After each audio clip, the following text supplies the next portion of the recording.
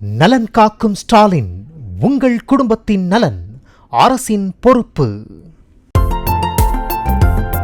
விருதுநகர் கூமாப்பட்டியை மேம்படுத்த தமிழக அரசு 10 கோடி ரூபாய் நிதி ஒதுக்கியுள்ளது.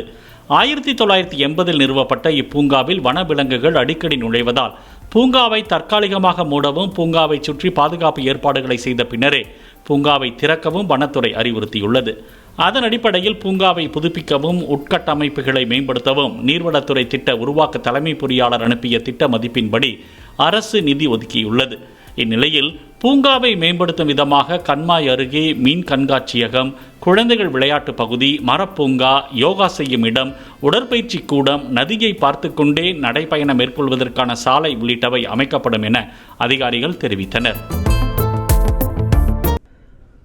நலன் காக்கும் ஸ்டாலின், உங்கள் குடும்பத்தின் நலன் அரசின் பொறுப்பு.